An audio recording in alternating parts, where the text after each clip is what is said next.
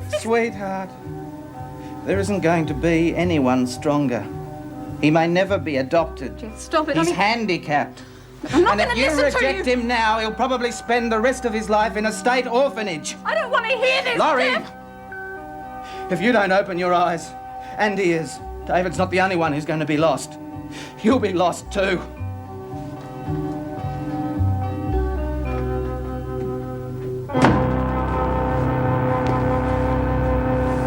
No, they're showing all those old films with Barbara Stanwyck this week. Double Indemnity is on tonight. Yeah, but Mesh, the movie's on. Don't tell me you have to sit around and watch old films tonight. Oh, I've seen enough war in my time. I don't like those. Mesh is supposed to be funny. Too much blood, it turns me guts. All right, if you lot haven't got enough work to do, I can arrange for the load to be increased. Righto, Quinn, come with me. And to report to reception for your release. Oh, thank God for that. Oh, see your face. See you, Max. Oh, look after yourself. Bye, Lizzie. Come on, Take come on, care. move it. Bye. How'd you go? Lousy. She won't even listen. I don't know how, but I'm going to make a home for my son. You'll manage, and I'll help you any way I can. Thanks. Oh, I phoned Mum on the way back here. She's agreed to take David for a while. Oh, that's great. I don't know how she'll manage.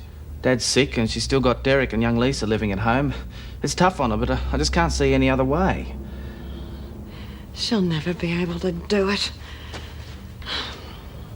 Well, I may have failed Laurie when she was a baby, but there's no way I'm going to fail my grandson. If Laurie doesn't come back to you, well, then I'll help you raise him. But you can't. The authorities will never let you. Well, not at Driscoll House, they wouldn't. But if I gave up the halfway house, they wouldn't be able to do a damn thing. I can go where I'm really needed. Take this through to Mrs. Davidson's office, will you please, Cora? Quinn's ready to be processed out, Mrs. Morris. Right, I'll see to a personal fix. And you're owed $53 in wages, Quinn. Hey, I was nearly spot on. Righto, Quinn. Search time. Oh, come on, Quinn. You know the rules by now. Into the showers.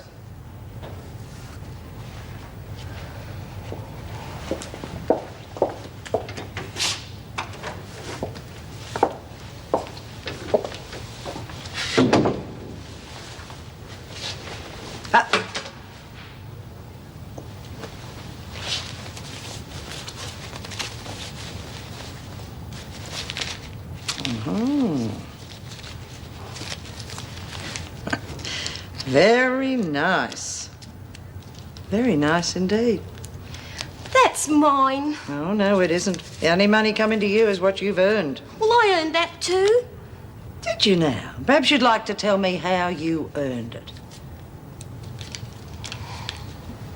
What's the difference? I'm getting out of here anyway. I've been working as cover for Nola Mackenzie. Mackenzie, eh? I might have known. What's she up to? Well, you know them buy-up goods that went missing? I was Nola. I don't know where she stashed them, but she's been flogging them off at a profit. That $40 is my cut. And this is my cut. Right. Now, you'd better hide that, Quinn. Wouldn't want to lose it, would you?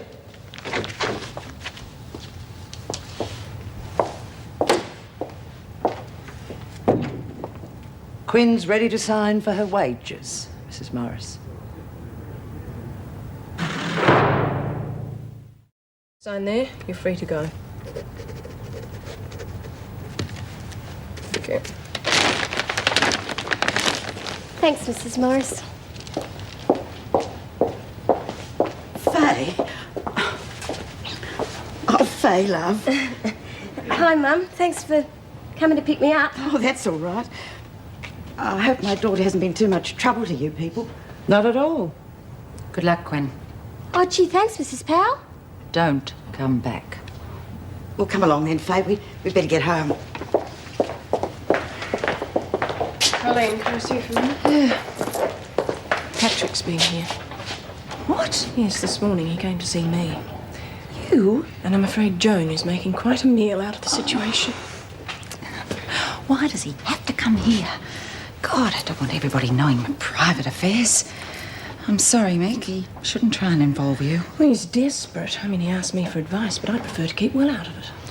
Yes, well, better put a stop to it, hadn't I? I'll tell the gate guards they can refuse him entry next time he comes. Don't you think that's going a bit too far? Oh, what else can I do?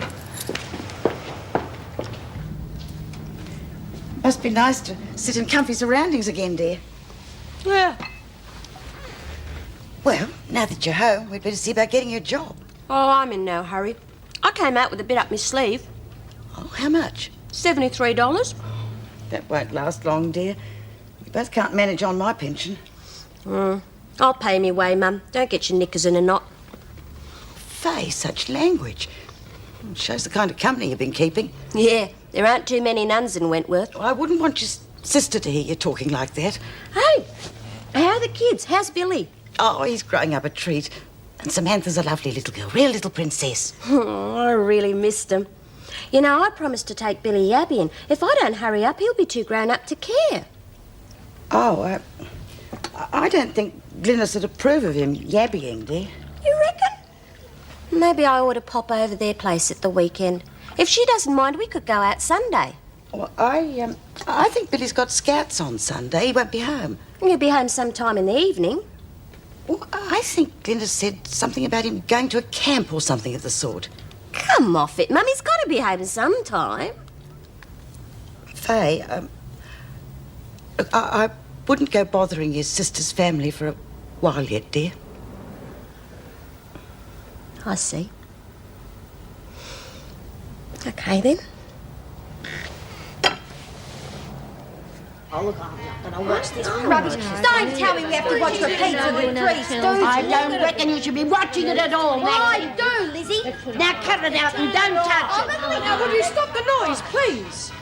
Any more arguments about that, and I'll have to turn it off. No, we wouldn't want that, would we? Oh, she's sweet, Mrs. Morris. Can we watch it be? No point voting to accept it if you're not going to watch it. How'd you get on? Nola get in the neck? Depends how you look at it. She pleaded guilty to Paddy's murder, and the whole thing was a big farce. So all they did was hear the evidence? Yeah, right. Where they put her, Bee? She'd gone back to her cell. You mean she's still back in here? Well, where else? The bitch got life, which means she get a stay of extradition and possible execution for the next 7 or 8 years.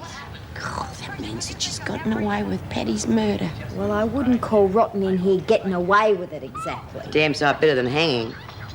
I'll give her 10 out of 10 for planning. You should have seen her face when the indictment was being read. Looked like she enjoyed it. Almost tempted to commit perjury and have the bitch sent back WA. I would have if I hadn't kept thinking of Paddy. I suppose that's the end of it. There's nothing more that we can do. Not quite, Lizzie. She still has me to face. Judge, jury, and executioner.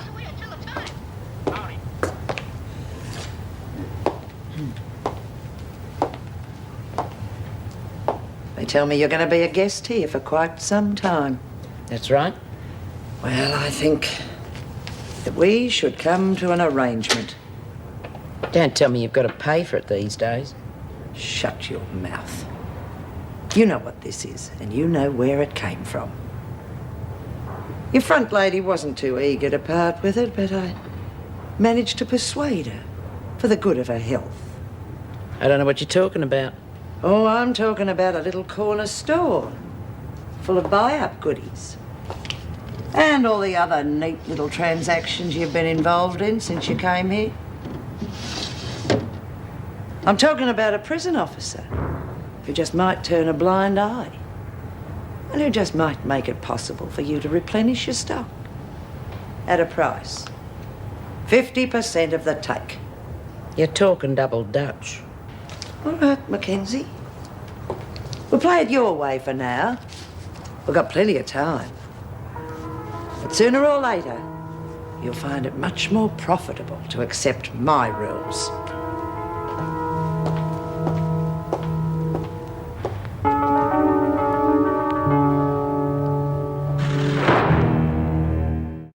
Tell you, we gotta watch Barbara Stanwyck. Well, I don't want to watch an old movie, Lizzie. It's Barbara Stanwyck or nothing. Well, I reckon it's the wild one or Oh, nothing. cut it out. Okay, you lot. Who wants to watch the Barbara Stanwyck movie? 34. Who wants to watch the Barky movie? I can't, ladies. Oh, guess what? It's a dead heat. Bad luck. That means I get to decide. Oh, so I suppose now we can't watch it at all. Of course you can watch it. Oh, gee, thank